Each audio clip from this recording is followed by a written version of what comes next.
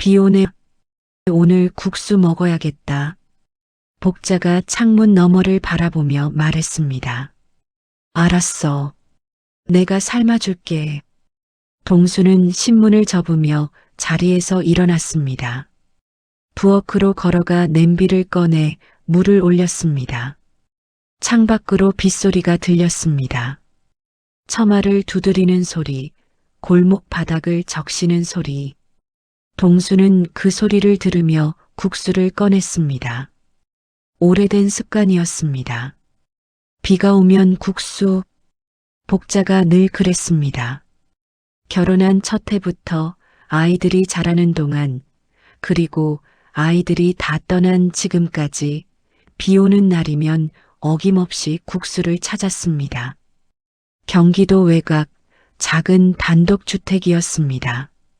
마당 한편에는 복자가 직접 키우는 텃밭이 있었고, 대문 옆에는 동수가 몇 해 전 손수 심은 감나무가 서 있었습니다. 집은 낡았지만 손때가 고르게 묻어 있었습니다. 현관 신발장 위에는 두 사람의 슬리퍼가 나란히 놓였고, 거실 한쪽 벽에는 자식들 사진 액자가 줄지어 걸려 있었습니다. 큰딸 결혼식 사진, 아들 군복 입은 사진, 손자가 돌잡이 하던 사진. 세월이 벽 위에 차곡차곡 쌓인 집이었습니다. 동수는 40년 가까이 철도 기관사로 살았습니다.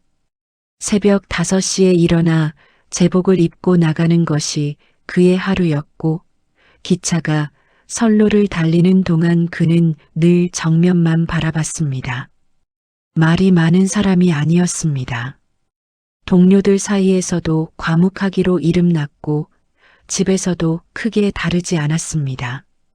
하지만 복자는 그런 동수를 탓한 적이 없었습니다.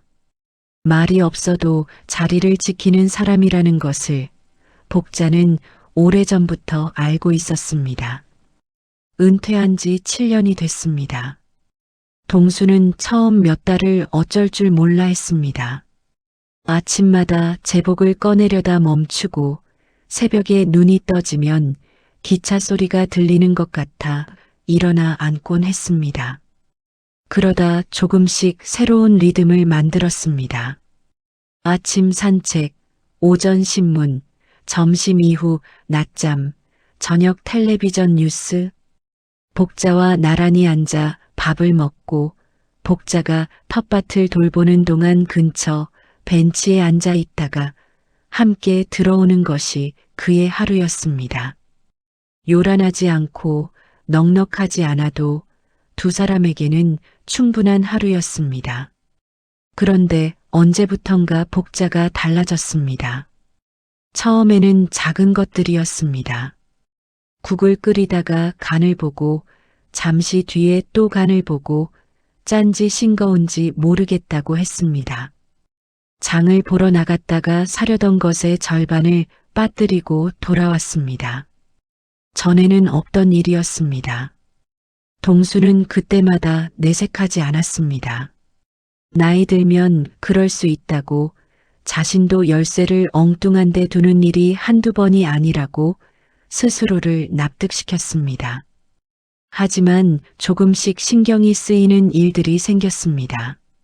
며느리 생일을 잊었습니다. 복자는 며느리 생일을 한 번도 빠뜨린 적이 없는 사람이었습니다. 매년 직접 미역을 불려 미역국을 끓이고 전화를 해서 꼭 먹었냐고 물어보는 사람이었습니다. 그런데 올해는 생일이 지나도록 아무 말이 없었습니다. 며느리가 먼저 전화를 해왔고 통화를 끄는 복자는 한동안 멍하니 앉아 있었습니다. 그날 저녁 동수가 밥상을 차리는 동안 복자는 식탁 앞에 앉아서 창밖을 바라봤습니다. 무언가를 생각하는 것 같기도 하고 아무것도 생각하지 않는 것 같기도 한 얼굴이었습니다. 동수는 밥그릇을 내려놓으며 아무 말도 하지 않았습니다. 그냥 앉았습니다. 그냥 밥을 먹었습니다.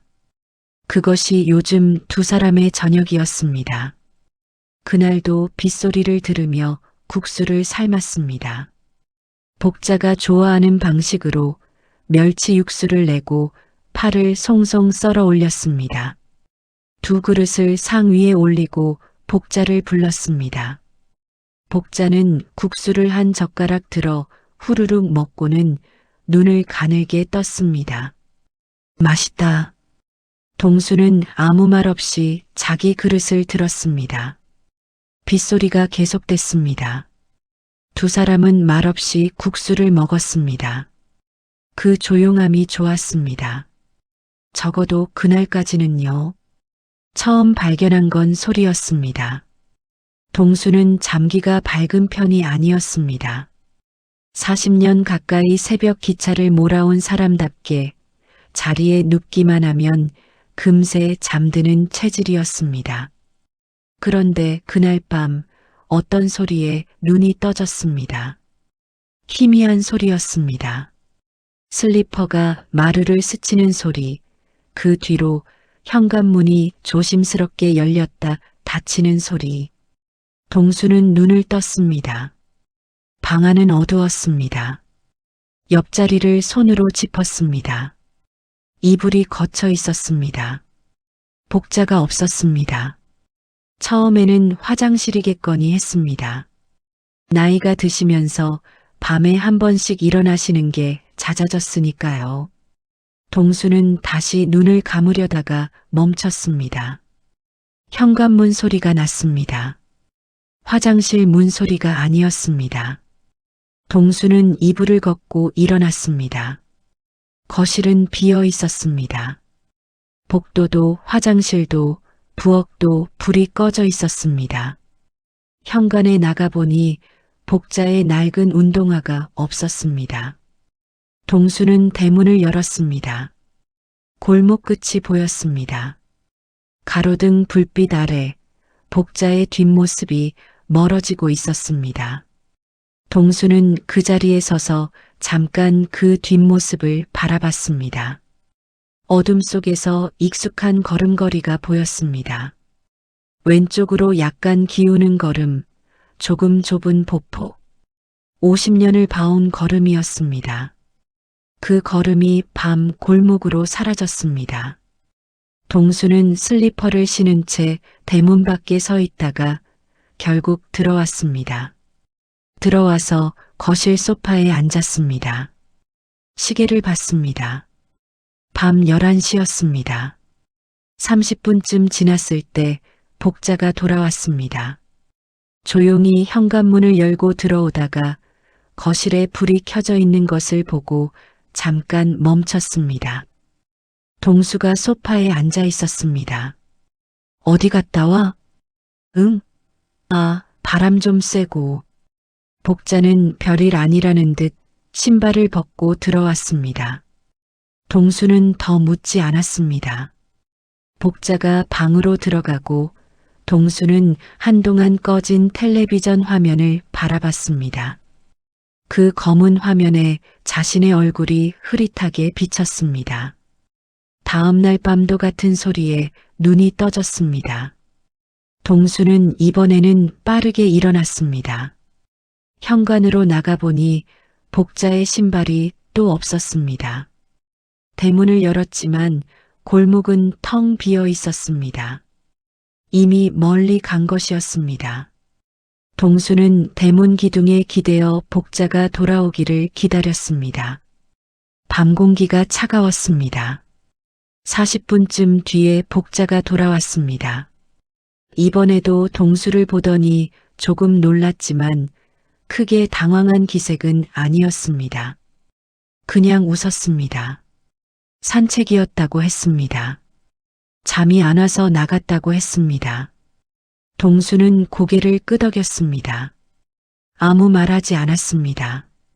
그런데 사흘째 되는 날 비가 내렸습니다.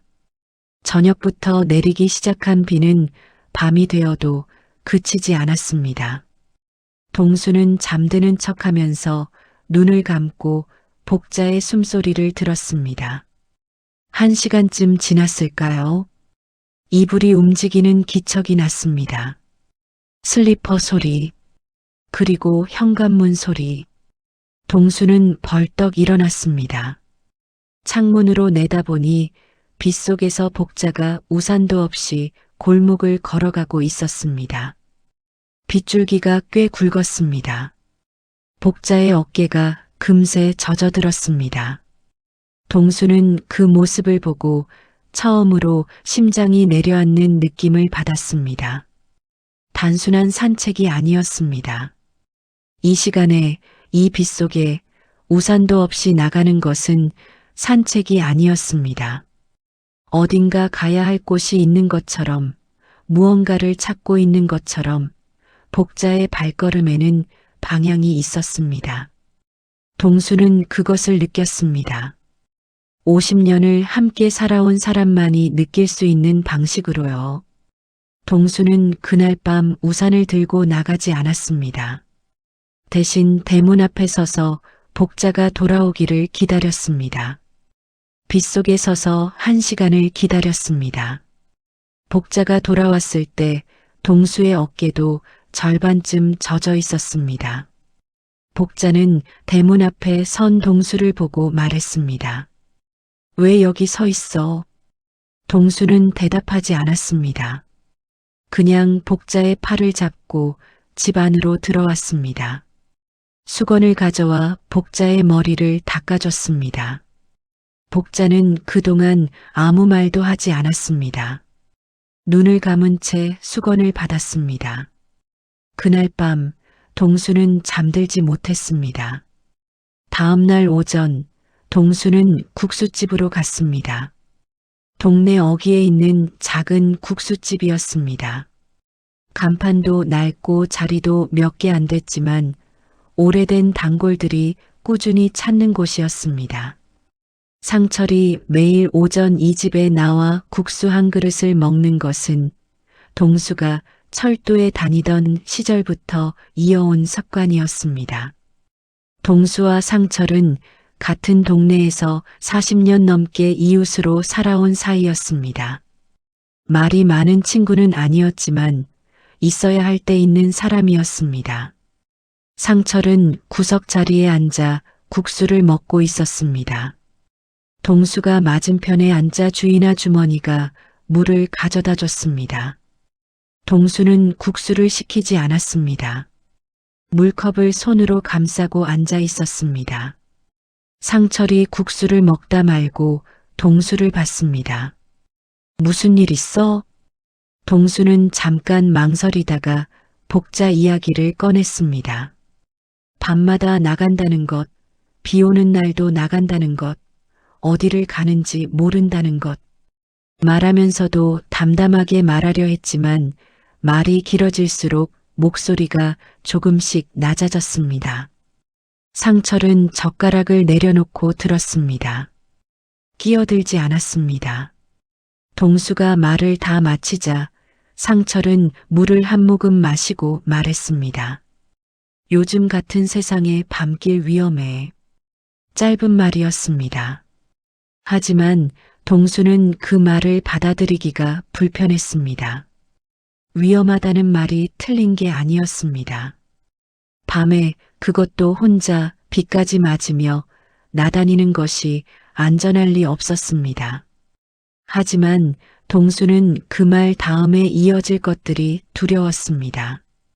병원이라는 말, 검사라는 말, 그 말들이 뒤따라올 것 같아서 이야기를 꺼낸 것을 잠깐 후회했습니다. 그냥 산책이겠지. 잠이 안 오니까. 산책을 비 맞으면서 해? 동수는 물컵을 내려다봤습니다. 대답하지 않았습니다. 상철은 더 밀어붙이지 않았습니다. 다시 국수를 먹기 시작했습니다. 국물 냄새가 좁은 가게 안에 퍼졌습니다. 동수는 그 냄새를 맡으며 앉아 있었습니다. 창밖으로 동네 골목이 보였습니다. 오전 햇살이 골목 위에 내려앉아 있었습니다. 집으로 돌아오는 길에 동수는 생각했습니다. 복자가 어딜 가는지 알면 될 일이었습니다. 따라가면 됐습니다. 간단한 일이었습니다. 그런데 막상 그렇게 하려니 발이 무거웠습니다. 따라간다는 것은 의심한다는 뜻이었습니다. 50년을 함께 산 사람을 몰래 뒤쫓는 것이었습니다.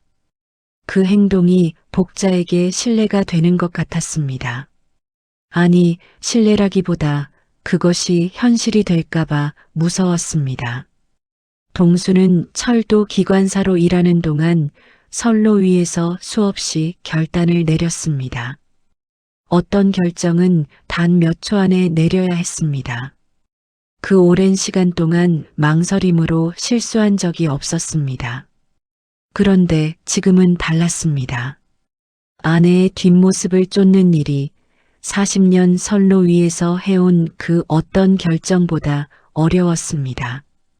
집에 들어오니 복자가 텃밭에 나와 있었습니다. 상추 잎을 따고 있었습니다.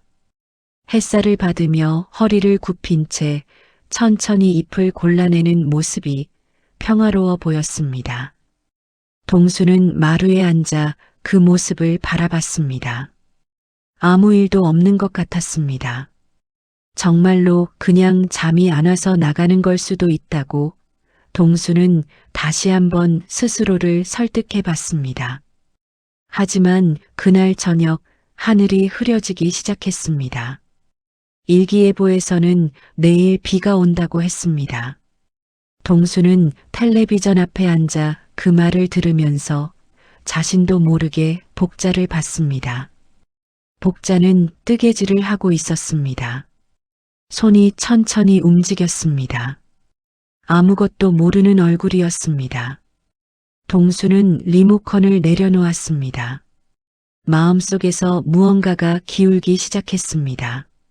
내일은 따라가야겠다고 처음으로 그 생각을 밀어내지 않았습니다. 비는 저녁부터 내리기 시작했습니다. 동수는 일찍 잠자리에 들었습니다. 이불을 덮고 눈을 감았지만 잠들지 않았습니다. 복자의 숨소리를 들었습니다. 고르게 들어왔다 나갔습니다. 잠든 것 같았습니다. 빗소리가 지붕 위에서 났습니다. 처음에는 가늘었는데 시간이 갈수록 굵어졌습니다. 동수는 눈을 뜬 채 천장을 봤습니다. 2시간쯤 지났을 때 이불이 움직였습니다. 동수는 숨을 죽였습니다. 복자가 천천히 이불을 걷었습니다. 발소리가 났습니다. 복도를 지나는 소리, 신발장 앞에서 멈추는 소리, 신발을 신는 소리, 그리고 현관문이 열렸다 닫혔습니다. 동수는 바로 일어났습니다. 현관에 나가 우산 2개를 꺼냈습니다. 하나는 자신의 것, 하나는 복자 것이었습니다. 그리고 잠깐 멈췄습니다. 복자의 우산을 들고 따라갈 것인지 아니면 그냥 여기서 기다릴 것인지 그 선택이 몇 초 동안 현관 앞에 서 있게 만들었습니다. 밖에서 빗소리가 들렸습니다. 동수는 우산을 펼쳐들고 대문을 나섰습니다. 골목에는 아무도 없었습니다. 가로등 불빛이 젖은 바닥 위에 번졌습니다. 동수는 복자가 갔을 방향을 어림잡았습니다. 이전에 봤을 때 골목 끝 오른쪽으로 꺾였던 것을 기억했습니다. 그쪽으로 빠르게 걸었습니다. 모퉁이를 돌자 복자의 뒷모습이 보였습니다. 우산이 없었습니다. 등이 이미 젖어 있었습니다. 동수는 걸음을 늦췄습니다. 너무 가까이 다가가면 복자가 눈치챌 것이었습니다. 적당한 거리를 유지하면서 따라갔습니다. 빗속에서 2 사람이 같은 방향으로 걸었습니다. 앞에는 복자, 뒤에는 동수, 2 사람 사이에 골목 하나의 거리가 있었습니다. 복자는 망설이지 않았습니다. 어디를 가는지 알고 있는 것처럼 멈추거나 두리번거리지 않고 걸었습니다. 그 걸음이 동수를 더 불안하게 만들었습니다. 기억이 흐릿한 사람이 이렇게 확신에 찬 걸음을 걸을 수 있을까요? 아니면 기억이 흐릿해도 몸이 먼저 기억하는 걸까요? 동수는 빗속에서 그 생각을 했습니다. 골목이 2번 꺾였습니다. 동수는 우산을 기울여 얼굴을 가리며 따라갔습니다. 빗물이 우산 끝에서 떨어졌습니다. 신발이 무릉덩이를 밟았습니다. 양말이 젖었습니다. 동수는 그것을 느끼면서도 걸음을 멈추지 않았습니다. 복자가 멈췄습니다. 동수도 멈췄습니다. 가로등 아래 기둥 뒤로 몸을 반쯤 숨겼습니다. 복자가 서 있는 곳을 봤습니다. 낡은 건물 앞이었습니다.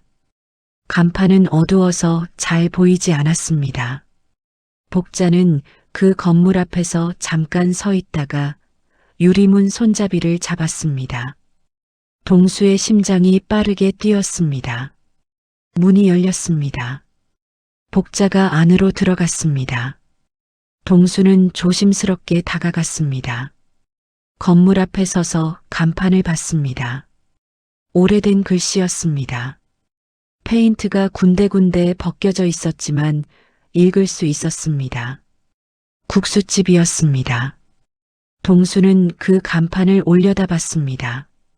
영업시간은 이미 한참 전에 끝났을 것이었습니다. 불도 꺼져 있어야 했습니다. 그런데 안에서 희미한 불빛이 새어나왔습니다. 복자가 들어간 그 문 너머에서 불이 켜져 있었습니다. 동수는 문손잡이에 손을 대지 않은 채 그 불빛을 바라봤습니다. 동수는 문 앞에서 멈췄습니다.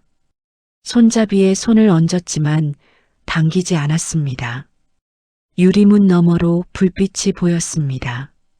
복자가 들어간 지 2분도 채 안 됐습니다. 동수는 고개를 낮추고 유리 너머를 들여다봤습니다. 안쪽이 희미하게 보였습니다. 좁은 가게였습니다.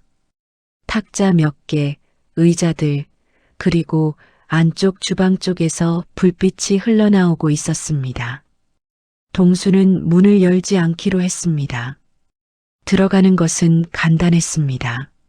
하지만 들어간 순간 복자가 돌아보면 어떻게 설명해야 하는지 생각이 나지 않았습니다. 뒤를 밟았다는 것을 들키는 것이 싫었습니다. 복자가 당황하거나 창피해하거나 상처를 받을 수도 있었습니다. 동수는 그게 싫었습니다. 대신 옆으로 몸을 옮겼습니다. 가게 오른편에 좁은 골목이 있었습니다. 동수는 그 골목으로 들어가 건물 옆 창문 쪽으로 걸어갔습니다. 창문에는 낡은 커튼이 쳐져 있었지만 틈이 있었습니다. 동수는 그 틈 사이로 안을 봤습니다. 복자가 주방에 있었습니다. 앞치마를 두르고 있었습니다. 가게 것인지 본인이 가져온 것인지 알 수 없었지만 익숙한 손놀림으로 앞치마 끈을 뒤로 묶었습니다.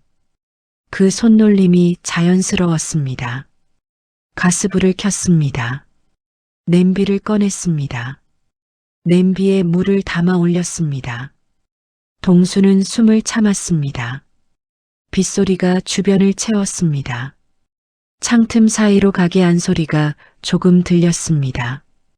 물이 냄비에 담기는 소리, 가스 불꽃이 켜지는 소리. 복자의 움직임은 느렸지만 흔들리지 않았습니다. 뭘 하려는지 알고 있는 사람의 움직임이었습니다. 동수는 그 창틈에서 눈을 떼지 못했습니다. 국수를 꺼냈습니다. 면 봉지를 뜯는 손이 조금 떨렸습니다. 복자는 잠깐 멈추더니 봉지를 2손으로 잡고 다시 뜯었습니다.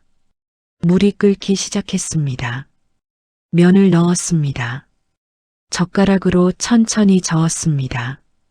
동수는 밖에서 그것을 보면서 가슴 한구석에 알 수 없는 것이 차오르는 것을 느꼈습니다. 불안이었는지 슬픔이었는지 아니면 그것과 전혀 다른 무언가였는지 정확히 알 수 없었습니다. 다만 눈을 감을 수가 없었습니다. 복자가 국수를 젓는 그 모습에서 시선을 거둘 수가 없었습니다. 국수가 익어갔습니다. 김이 올라왔습니다. 주방에 수증기가 번졌습니다. 복자가 혼잣말을 했습니다.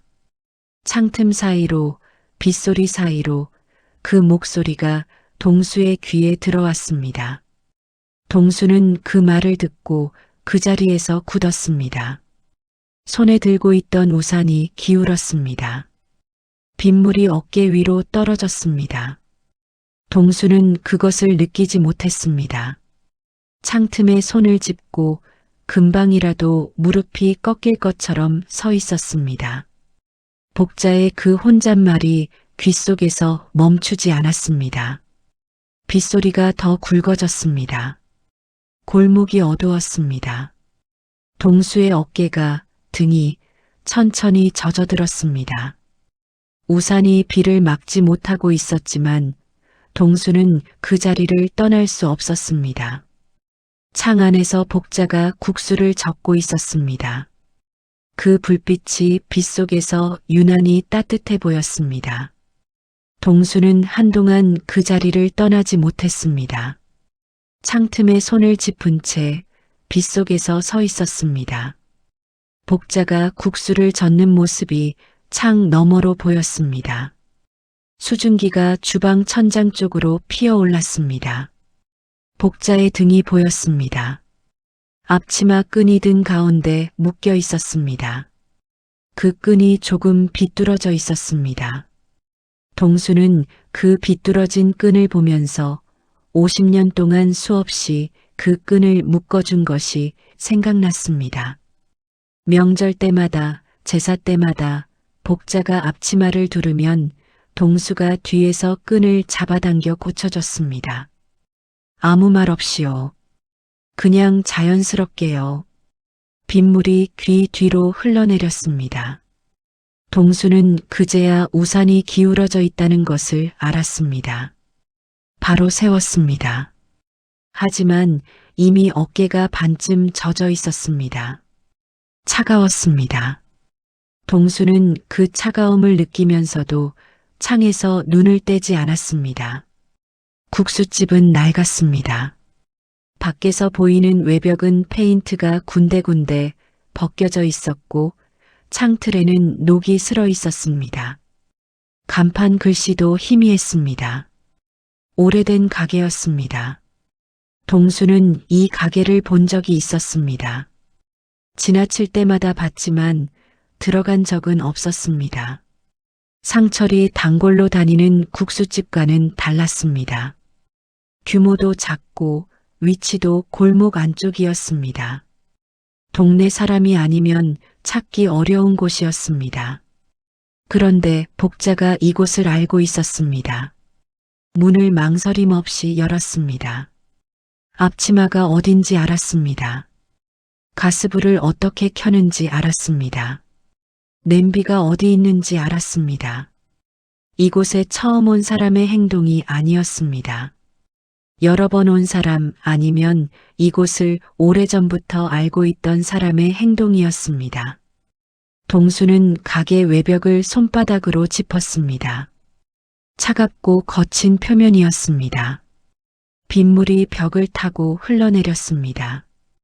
동수는 그 벽을 짚으면서 이 가게가 언제부터 있었는지 생각해 봤습니다. 오래됐다는 것은 알았습니다. 10년은 넘었을 것이었습니다. 어쩌면 20년도 넘었을지 몰랐습니다.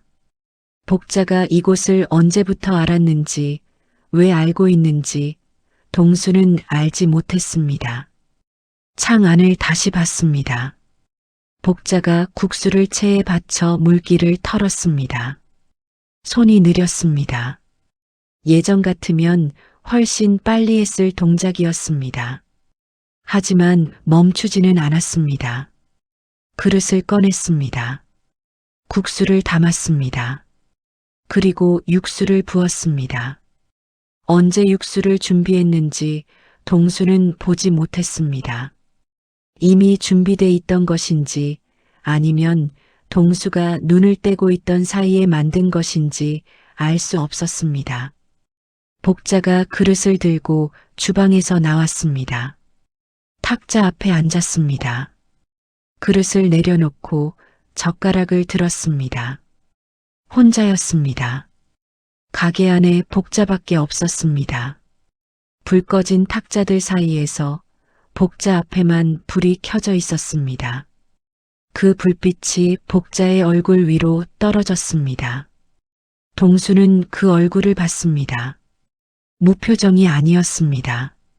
뭔가를 그리워하는 것 같은, 뭔가를 기다리는 것 같은 얼굴이었습니다. 국수를 앞에 두고 젓가락을 든 채 복자는 잠깐 탁자 맞은편을 바라봤습니다. 아무도 없는 자리였습니다. 빈 그릇이 놓여 있었습니다. 동수는 그 빈 그릇을 봤습니다. 두 그릇이었습니다. 복자가 국수를 두 그릇 준비한 것이었습니다. 하나는 복자 앞에 있었고 하나는 맞은편 빈자리에 있었습니다. 빈자리의 그릇에서도 김이 올라오고 있었습니다. 동수의 손이 창틀을 꽉 쥐었습니다. 빗소리가 귀에 들어오지 않았습니다. 차가운 공기도 느껴지지 않았습니다. 젖은 어깨도 물이 든 신발도 아무것도 느껴지지 않았습니다. 창 너머 그 작은 불빛 아래 혼자 앉아 빈자리를 바라보는 복자만 보였습니다. 복자가 젓가락을 내려놓았습니다. 그리고 다시 혼잣말을 했습니다. 이번에는 조금 더 크게, 조금 더 또렷하게. 동수의 귀에 그 말이 선명하게 들어왔습니다. 동수는 숨을 멈췄습니다. 복자의 혼잣말은 짧았습니다. 비 오는 날 동수 씨는 꼭 국수 찾았지 그뿐이었습니다. 다른 말은 없었습니다. 설명도 이유도 없었습니다. 그냥 그 한 문장이 좁은 가게 안에서 울렸습니다. 빗소리가 외벽을 두드리는 가운데 복자의 목소리만이 그 공간을 채웠습니다. 동수는 창틀에 이마를 대었습니다. 차가운 창틀이었습니다. 빗물이 묻어 있었습니다. 동수는 그 차가움을 이마로 느끼면서 눈을 감았습니다. 귓속에서 복자의 목소리가 반복됐습니다. 비 오는 날 동수 씨는 꼭 국수 찾았지. 비 오는 날 동수 씨는 꼭 국수 찾았지. 50년이었습니다. 비가 오면 국수를 찾는 것은 복자였습니다. 동수는 늘 그렇게 알고 있었습니다. 복자가 국수를 좋아하니까 끓여줬습니다. 그런데 방금 들은 말은 달랐습니다. 동수 씨가 국수를 찾았다고 했습니다. 복자의 기억 속에서 비 오는 날 국수를 찾는 것은 동수였습니다. 동수는 눈을 뜨고 다시 창 안을 봤습니다. 복자가 젓가락을 들어 국수를 조금 먹었습니다. 천천히 씹었습니다. 맞은편 빈 그릇에서 김이 조금씩 식어가고 있었습니다. 복자는 한 젓가락 먹다가 멈추고 또 빈자리를 봤습니다. 그 시선이 무엇을 향하는지 동수는 알 것 같았습니다. 그 빈자리에 있어야 할 사람이 누구인지, 복자가 왜 두 그릇을 차렸는지 동수를 기다리고 있었습니다. 기억이 흐릿해진 복자는 남편이 지금 어디에 있는지 몰랐을지도 모릅니다. 집에 있는지 이미 나왔는지 알지 못했을지도 모릅니다. 하지만 비 오는 날이면 남편이 국수를 먹어야 한다는 것은 알고 있었습니다. 그래서 나왔습니다. 빗속을 걸어 이 가게까지 왔습니다. 불을 켜고 앞치마를 두르고 면을 삶고 두 그릇을 차렸습니다. 그리고 빈자리를 바라보며 기다리고 있었습니다. 동수의 눈이 뜨거워졌습니다. 참으려 했습니다. 이를 악물고 참으려 했습니다. 하지만 그게 되지 않았습니다. 70평생 철도 선로 위에서 수십 년을 버텨온 사람이 낡은 국수집 외벽에 기댄 채 눈물을 흘렸습니다. 소리는 없었습니다. 빗소리가 대신 채워줬습니다. 빗물과 눈물이 뒤섞여 턱 아래로 흘러내렸습니다. 복자의 기억은 흐려졌습니다. 며느리 생일을 잊었고 약속을 잊었고 어떤 날은 아침에 밥을 먹었는지도 잊었습니다. 하지만 비 오는 날 남편이 국수를 좋아한다는 것은 잊지 않았습니다.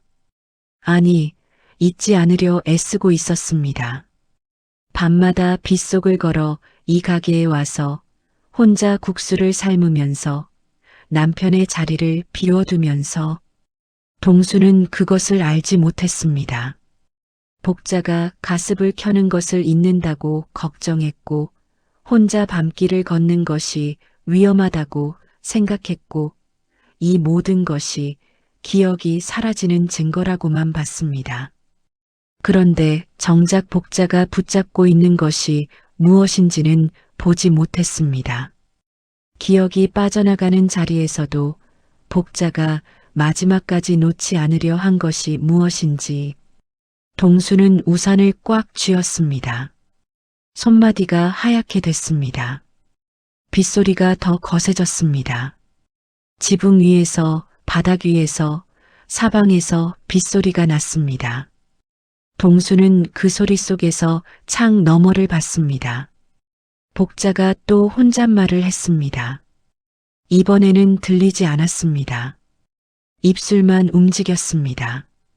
하지만 동수는 그 입술이 무슨 말을 하는지 알 것 같았습니다. 동수 씨, 어서 와. 동수는 골목벽에서 몸을 뗐습니다. 우산을 접었습니다. 빗속에 그대로 서서 가게 문을 바라봤습니다. 문 손잡이가 보였습니다. 낡고 녹슨 손잡이였습니다. 동수는 그 손잡이를 향해 걸어갔습니다. 한 걸음, 두 걸음. 빗물이 머리 위로 쏟아졌습니다. 어깨가 완전히 젖었습니다. 신발 안에 물이 찼습니다. 동수는 손잡이를 잡았습니다. 잠깐 멈췄습니다. 심장이 크게 뛰었습니다. 이 문을 열면 복자가 돌아볼 것이었습니다. 뭐라고 말해야 할지 몰랐습니다. 아무것도 준비된 것이 없었습니다. 하지만 준비가 필요한 일이 아니었습니다. 50년 동안 준비 없이도 언제나 옆에 있었으니까요. 문이 열렸습니다.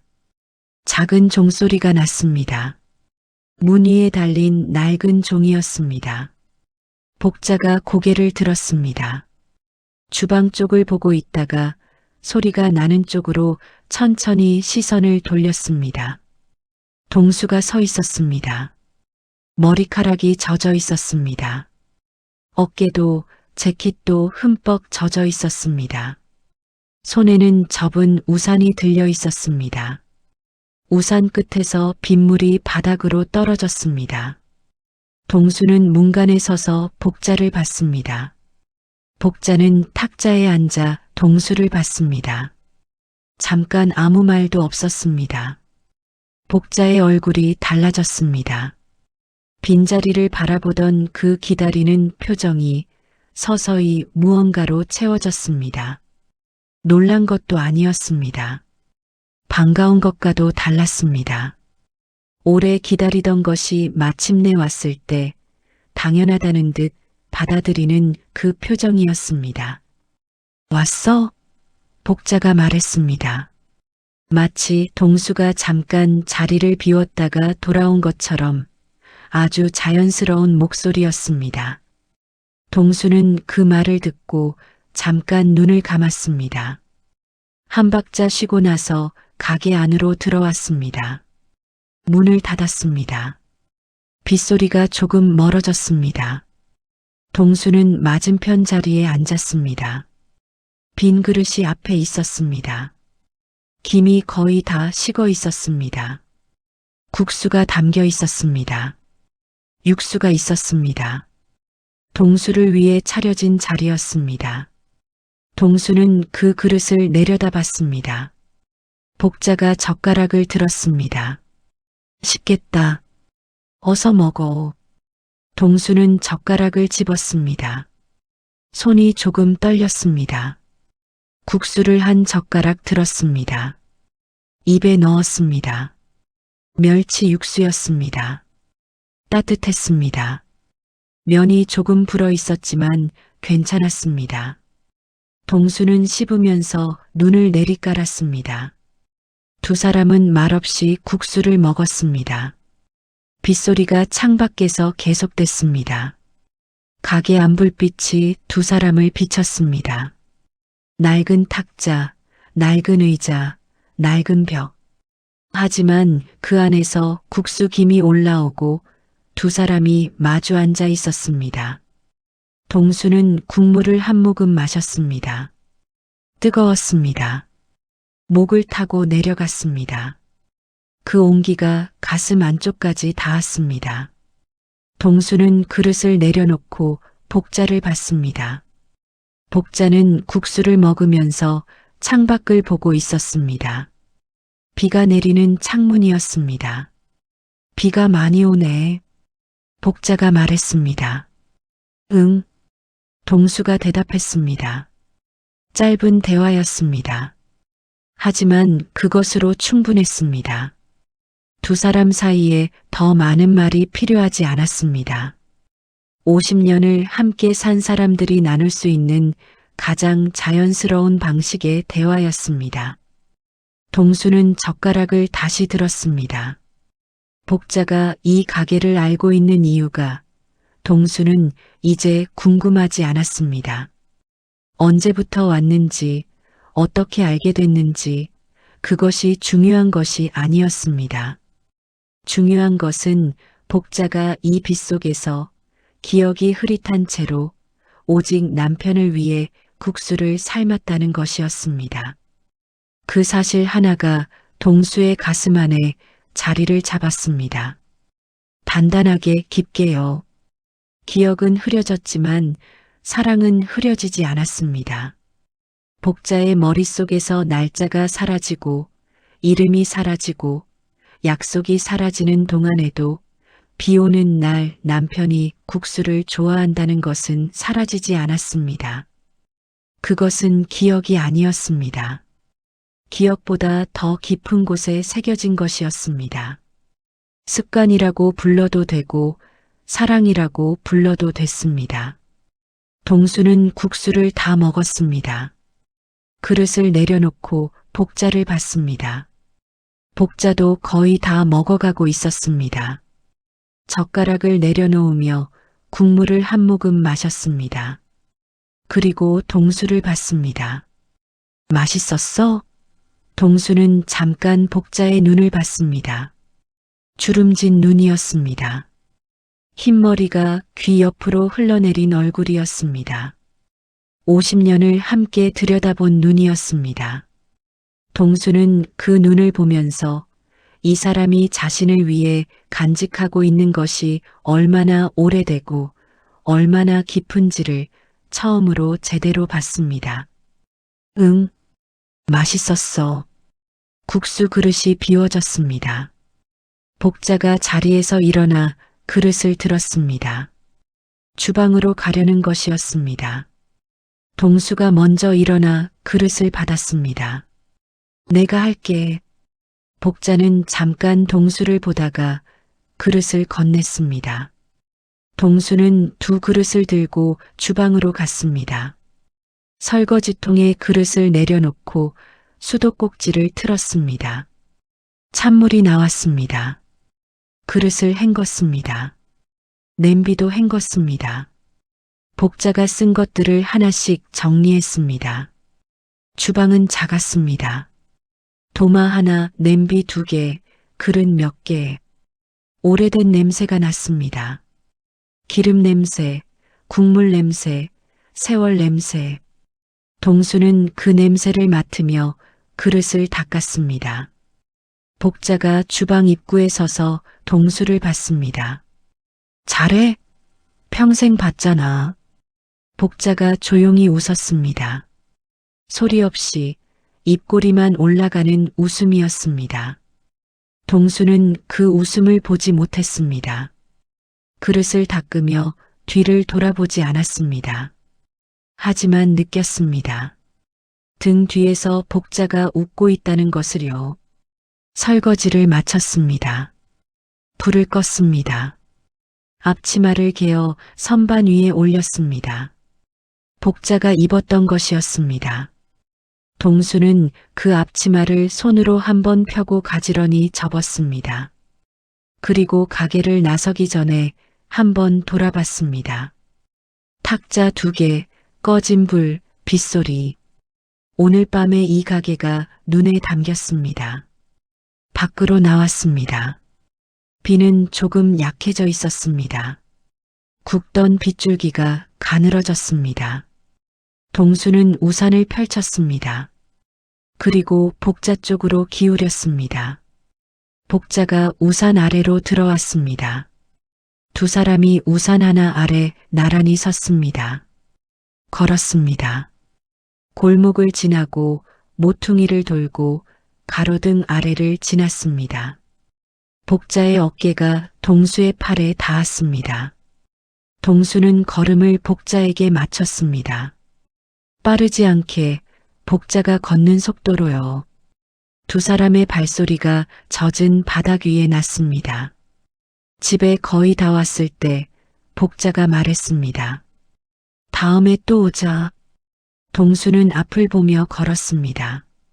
응. 비 오면. 복자가 고개를 끄덕였습니다. 그것으로 충분했습니다. 더 많은 말이 필요하지 않았습니다. 동수는 대문을 열었습니다. 두 사람이 안으로 들어왔습니다. 우산을 접어 현관 앞에 세웠습니다. 집안이 따뜻했습니다. 복자가 슬리퍼를 신고 거실로 들어갔습니다. 소파에 앉아 텔레비전을 켰습니다. 음소거 상태였습니다. 화면에서 뭔가 나오고 있었지만 복자는 그것을 보지 않았습니다. 그냥 앉아서 눈을 감았습니다. 피곤한 것이었습니다. 동수는 수건을 가져왔습니다. 복자의 머리 위에 수건을 올리고 천천히 닦았습니다. 예전에 아이들 머리를 닦아주던 방식으로요. 복자는 눈을 감은 채 그대로 있었습니다. 동수는 말없이 닦았습니다. 귀 뒤, 목 뒤, 이마 위. 수건을 내리고 나서 동수는 처음으로 복자의 손을 두 손으로 감쌌습니다. 차가웠습니다. 빗속을 걸어온 손이었습니다. 동수의 손이 그 차가움을 감쌌습니다. 복자가 눈을 뜨고 자신의 손을 내려다봤습니다. 그리고 동수를 봤습니다. 나 요즘 자꾸 잊어버려. 조용한 목소리였습니다. 고백하는 것도 하소연하는 것도 아니었습니다. 그냥 사실을 말하는 목소리였습니다. 동수는 그 손을 더 꽉 쥐었습니다. 알아. 복자는 아무 말도 하지 않았습니다. 동수도 더 말하지 않았습니다. 두 사람은 그렇게 앉아 있었습니다. 텔레비전 화면이 소리 없이 바뀌었습니다. 빗소리가 창밖에서 들렸습니다. 아주 가늘어진 빗소리였습니다. 그날 이후로 달라진 것이 있었습니다. 비 오는 날이면 두 사람이 함께 나갔습니다. 동수가 먼저 우산을 챙겼습니다. 복자의 운동화를 현관 앞에 꺼내뒀습니다. 준비가 됐으면 복자를 불렀습니다. 복자는 앞치마를 들고 나왔습니다. 두 사람이 나란히 골목을 걸었습니다. 국수집 문을 열면 작은 종이 울렸습니다. 복자가 주방으로 들어가고 동수는 탁자를 닦았습니다. 냄비에 물을 올리는 것은 복자가 했고 육수를 내는 것도 복자가 했습니다. 동수는 팔을 썰었습니다. 칼질이 서툴렀습니다. 복자가 그것을 보고 한쪽으로 밀었습니다. 자기가 하겠다고 했습니다. 동수는 물러섰습니다. 그리고 탁자에 앉아서 복자가 요리하는 것을 봤습니다. 국수가 끓었습니다. 김이 올라왔습니다. 빗소리가 창을 두드렸습니다. 복자는 가끔 잊었습니다.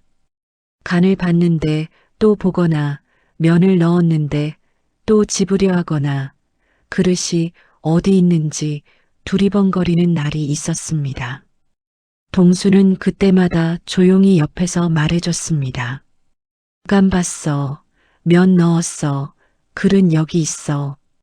크게 말하지 않았습니다. 지나가는 말처럼 그냥 알려주듯이요. 복자는 고개를 끄덕이고 계속했습니다. 어떤 날은 국수를 다 만들고 나서 동수가 옆에 있다는 것을 잠깐 잊는 것 같았습니다. 혼자 앉아 빈자리를 바라보다가 문 쪽에서 발소리가 나면 고개를 들었습니다. 동수가 주방에서 나와 앉는 것을 보면 그제야 얼굴이 펴졌습니다. 동수는 그 얼굴을 볼 때마다 같은 말을 했습니다. 나는 당신이 만든 국수가 제일이야. 처음 말했을 때 복자는 손을 내저었습니다. 별것도 아닌데 했습니다. 두 번째 들었을 때는 조용히 웃었습니다. 세 번째부터는 그 말을 기다리는 것 같았습니다. 국수 그릇을 내려놓고 동수가 첫 젓가락을 들기 전에 잠깐 동수를 봤습니다. 동수는 매번 같은 말을 했습니다. 달라지지 않았습니다. 상철이 한 번은 동수에게 물었습니다. 복자가 많이 나빠졌냐고요. 동수는 잠깐 생각하다가 고개를 저었습니다. 나빠진 것도 있고 그대로인 것도 있다고 했습니다. 상철이 무슨 뜻이냐고 묻자 동수는 이렇게 말했습니다. 있는 것은 늘어도 마음은 그대로라고. 상철은 그 말을 듣고 국수를 한 젓가락 먹었습니다. 더 묻지 않았습니다. 동수도 더 말하지 않았습니다. 두 사람은 각자 국수를 먹었습니다. 창밖에는 그날도 비가 내렸습니다. 병원도 함께 다니기 시작했습니다. 처음 진단을 들을 때 동수는 혼자 갔습니다. 복자 모르게 먼저 의사를 만나 이야기를 들었습니다. 촉이라고 했습니다. 진행을 늦추는 방법이 있다고 했습니다. 규칙적인 생활, 자극, 대화, 그리고 곁에 있는 사람이 중요하다고 했습니다. 동수는 그 말을 듣고 집으로 왔습니다. 복자가 텃밭에 있었습니다. 상추 잎을 따고 있었습니다. 동수는 마루에 앉아 그 모습을 봤습니다. 오래 봤습니다. 복자가 고개를 들어 동수를 봤습니다. 왜 그렇게 봐? 그냥. 복자가 다시 상추를 땄습니다. 동수는 마루에 앉아 있었습니다. 감나무 잎이 바람에 흔들렸습니다. 텃밭 흙냄새가 났습니다. 평범한 오후였습니다. 그것이 지켜야 할 것이었습니다. 비 오는 날이면 두 사람은 여전히 국수집으로 갔습니다. 복자는 앞치마를 두르고 동수는 팔을 썰려다 밀려났습니다. 국수가 끓고 김이 올라오고 두 그릇이 탁자에 놓였습니다. 동수가 첫 젓가락을 들기 전에 복자를 봤습니다. 복자가 기다리고 있었습니다. 나는 당신이 만든 국수가 제일이야. 복자의 얼굴에 미소가 번졌습니다. 주름 사이로 흰머리 아래로 50년을 함께 살아온 그 얼굴 위로 미소가 번졌습니다.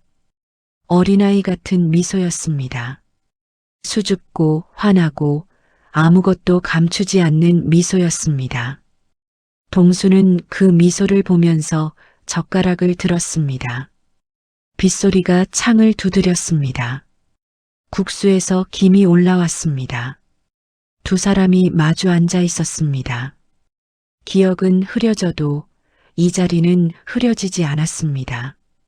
비 오는 날 국수 냄새, 맞은편에 앉은 사람.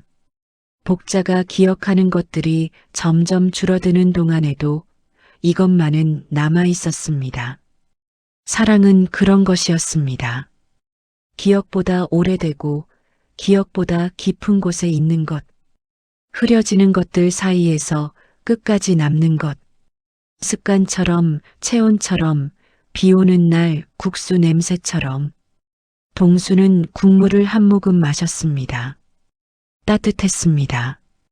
구독과 좋아요를 눌러주시면 이야기를 만드는 제게 정말 큰 힘이 됩니다.